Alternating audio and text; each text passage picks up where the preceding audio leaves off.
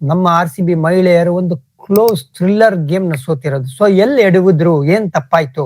ಎಲ್ರು ಪ್ರಶ್ನೆ ಬರ್ತಾ ಇರೋದು 19th ಓವರ್ ಯಾಕೆ ಕೊಟ್ರು ಕನಿಕಾ ಆಹುಜಾಗೆ ಅಂತ. ಯಾಕೆ ಆ ಓವರ್ ಅಲ್ಲಿ 16 ರನ್ ಬರುತ್ತೆ. ಲಾಸ್ಟ್ ಬಾಲ್ 6 ಬೇರೆ ಹೊಡಿತಾರೆ ಅಮನ್ಜೋತ್ ಅವರು. ಇಂಪಾರ್ಟೆಂಟ್ ಕಾರಣ ಏನು ಅಂದ್ರೆ ನಮ್ಮ ಗ್ರೌಂಡ್ ಫೀಲ್ಡಿಂಗ್ ಅಷ್ಟು ಚೆನ್ನಾಗಿರ್ಲಿಲ್ಲ ಇವತ್ತು.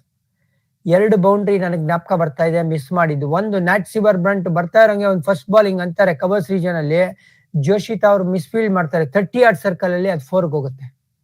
ಇನ್ನೊಂದು ಎಲಿಸ್ ಪೆರಿ ಮೆನ್ಷನ್ ಮಾಡಬಾರ್ದು, ಬಟ್ ಸ್ಟಿಲ್ ನಾವು ಫೀಲ್ಡಿಂಗ್ ಅಂತ ಮಾತಾಡಿದಾಗ ಕಂಟ್ರೋಲಬಲ್ಸ್ ನ ಕಂಟ್ರೋಲ್ ಮಾಡ್ಲಿಲ್ಲ ಅಂದ್ರೆ ಮ್ಯಾಚ್ ನ ಸೋಲ್ತೀವಿ. ಎಲಿಸ್ ಪೆರಿ ಒಂದು ಸ್ಕ್ವೇರ್ ಲೆಗ್ ರೀಜನ್ ಇಂದ ಓಡ್ ಬಂದು ಬಾಲ್ ನ ತಡೆಯಕ್ ಹೋಗಿ ಬಗ್ಗಕ್ಕಾಗದೆ ಒಂದು 4 ಔಟ್ ಆಗೋಗುತ್ತೆ. RCB 8 ವೈಡ್ ಗಳನ್ನ ಹಾಕಿರೋದು, ಅಂದ್ರೆ 8 ಎಕ್ಸ್ಟ್ರಾ ಡೆಲಿವರಿ ಕೊಟ್ಟಿರೋದು, 8 ಎಕ್ಸ್ಟ್ರಾ ರನ್ ನ ಕೊಟ್ಟಿರೋದು.